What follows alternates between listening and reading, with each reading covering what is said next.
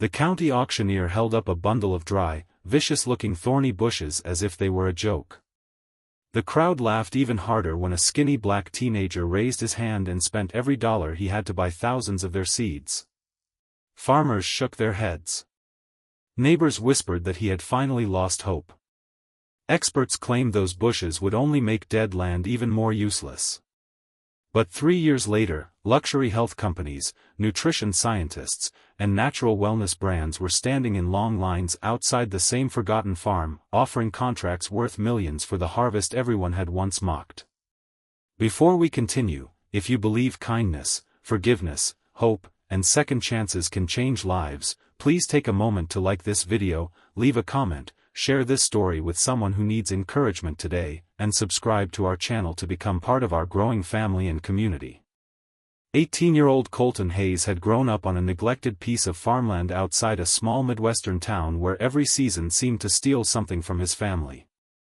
His father had passed away after years of battling illness brought on by decades of exhausting labor, leaving behind little more than unpaid bills and 100 acres of exhausted soil that no longer produced enough crops to keep the lights on. Every spring the family planted with hope, and every autumn they harvested disappointment. The ground had become pale, hard, and lifeless after generations of growing the same crops without giving the earth time to recover. Local farmers quietly called it cursed land. Banks refused loans. Buyers avoided it. Even birds rarely stopped there. Yet Colton refused to believe that the earth his father had loved had truly reached the end of its story. His mother, Meredith, worked tirelessly at a small bakery in town while still finding the strength to encourage her son. She never pretended life was easy, but she reminded him that every person and every piece of land deserved one more chance before being abandoned forever. Those words stayed with Colton every day as he walked across fields cracked by drought and scattered with dying weeds. While others saw failure, he searched for signs of hidden possibility. One afternoon he visited the public library during the brightest hours of the day and buried himself in books about forgotten plants, soil restoration, and ancient farming methods. Most books repeated the same recommendations, but one worn agricultural journal described a remarkably hardy shrub that flourished where almost nothing else survived. The thorn-covered bushes produced deep roots that stabilized damaged soil. Their bright berries were once ignored because harvesting them was difficult, yet researchers had begun discovering extraordinary concentrations of vitamins, antioxidants, and healthy oils inside the fruit. The article mentioned that health companies were slowly becoming interested, although commercial farming remained rare because few growers were willing to endure years of patience before meaningful harvests appeared. Most people would have closed the book and forgotten about it. Colton checked it out immediately. The next several weeks became a whirlwind of learning. He contacted agricultural universities, conservation offices, and environmental volunteers. Some never replied. Others politely explained that the idea sounded impractical. One elderly botanist, however, encouraged him to continue reading. She explained that healthy roots beneath the surface often mattered more than beautiful leaves above it. Those words felt strangely personal. When the county announced an auction clearing abandoned nursery inventory, Colton recognized the plant immediately among piles of unwanted materials. Nobody wanted thorny bushes requiring years before profits. Landscapers considered them unattractive. Farmers considered them inconvenient. Colton spent his last $43 buying thousands of seeds and tiny neglected seedlings. The laughter followed him all the way home. Neighbors parked beside the road just to watch him unload what looked like bundles of prickly sticks. Some smiled with pity. Others openly mocked him. They joked that if crops would not grow, at least thieves would stay away from all the thorns. Every cruel remark landed heavily on Colton's heart, but he kept planting beneath the warm afternoon sun. Every hole he dug represented another promise to his father's memory. The work proved even harder than anyone imagined. The dry soil fought every shovel strike. His hands bled from the sharp branches despite thick gloves. The first summer ended with only a fraction of the bushes showing signs of life. Several storms uprooted young plants. Long dry weeks forced Colton to haul water in old barrels across the property. Friends his own age spent weekends enjoying themselves while he spent every daylight hour repairing fences, removing invasive weeds, and protecting fragile seedlings. Money grew tighter every month. Meredith quietly sold family heirlooms to pay taxes on the farm. She never told Colton until he accidentally noticed empty spaces inside an old cabinet. Instead of becoming angry, he hugged her tightly and promised the farm would someday give back everything it had taken from them. During the second year something unexpected happened. The soil began changing. Tiny wildflowers appeared where nothing had bloomed for years. Earthworms returned after decades of absence. Butterflies drifted across the fields. Native bees filled the warm afternoon air with gentle movement. The thorny bushes, once ridiculed as worthless, had anchored the loose earth while fallen leaves slowly rebuilt precious organic matter. Rainwater stopped running away and instead soaked into the ground. A local science teacher named Graham Foster visited after hearing rumors about the unusual transformation.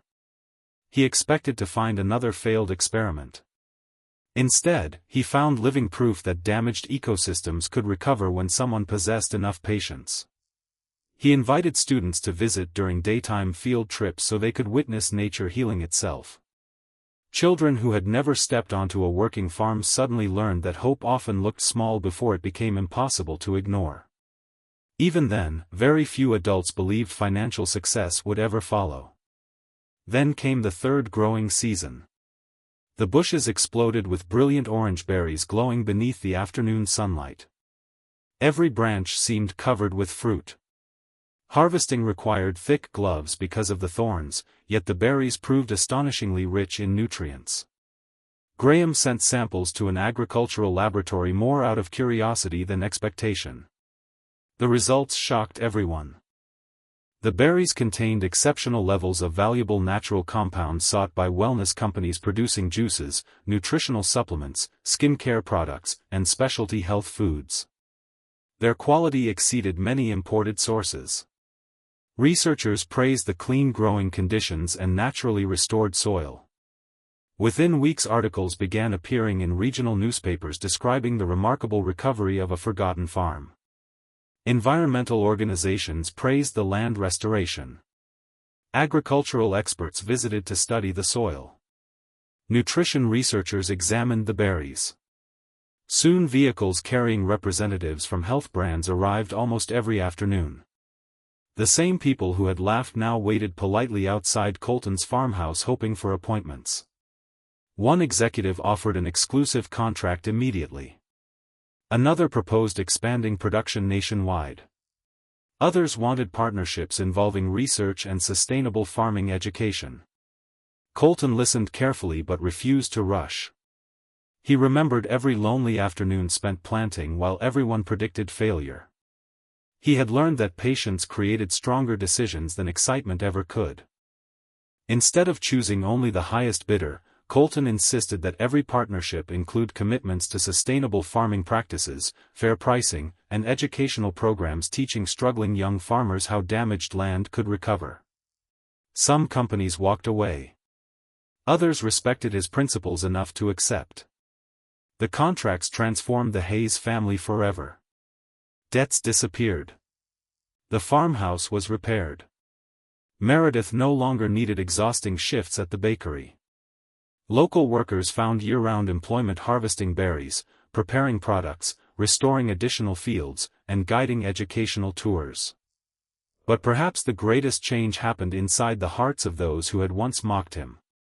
Several neighboring farmers quietly approached Colton carrying pride heavy enough to slow every step. Years earlier they had laughed at the thorny bushes. Now they admitted their mistakes and asked for advice. Colton could have reminded them of every cruel word. Instead, he walked with them across his fields, showing them the living soil beneath their boots and explaining every lesson he had learned. He believed forgiveness produced stronger harvests than resentment. Soon abandoned land across the county began recovering through similar methods adapted for different conditions. Wildlife returned. Pollinators increased. Streams carried clearer water. Young families who once planned to leave rural life discovered fresh opportunities built on restoration instead of exhaustion. Journalists loved telling the story as though one lucky harvest had created overnight success. Colton always corrected them gently. He explained that people saw berries but forgot 3 years of uncertainty. They admired profitable contracts but ignored countless afternoons spent working alone beneath the sun. They celebrated the destination while overlooking every painful step required to reach it. One autumn afternoon, while guiding another group of visiting students, Colton paused beside the oldest bush he had planted. Its twisted trunk stood thick and strong, covered with brilliant fruit despite countless scars from storms, droughts, and harsh winters. He realized it resembled his own life. Neither had grown despite hardship. They had grown because of it. The children asked what lesson mattered most. Colton smiled warmly and pointed toward the roots hidden beneath the earth. He explained that people spend too much time judging what they can immediately see. Healthy roots remain invisible for years before anyone notices the harvest. The same is true for kindness, courage, faith, forgiveness, and perseverance. They often work quietly beneath the surface long before the world applauds. As the sun continued shining brightly across the restored fields, Meredith stood watching her son from the farmhouse porch. Tears filled her eyes, not because of the contracts or the money, but because she remembered the frightened young man who once wondered whether hope alone could save a dying farm. She knew the answer now. Hope alone was not enough. Hope had to be followed by relentless effort, quiet resilience, unwavering integrity, and the courage to keep planting even while others laughed. Before this story comes to its close, I would love to hear from you. Please leave a meaningful comment sharing a time when patience, forgiveness, or believing in yourself helped transform what others thought was impossible. Your words might become the encouragement someone else desperately needs today. The restored farm eventually became known not for its extraordinary berries, but for the extraordinary reminder growing among every thorny branch. Life often hides its greatest blessings behind the hardest struggles. The places everyone abandons sometimes become the places where miracles quietly begin. The people others underestimate often become the ones who change entire communities. And the seeds planted with faith during seasons of ridicule can one day grow into harvests that bless countless lives. If this story touched your heart, please like this video, leave a meaningful comment, share it with someone who needs hope today, and subscribe to our channel so you never miss another emotional journey. May you always remember that the world may laugh at the seeds you plant today, but if you nurture them with courage, compassion, and perseverance, tomorrow's harvest may inspire generations who never believed such beauty could grow from broken ground.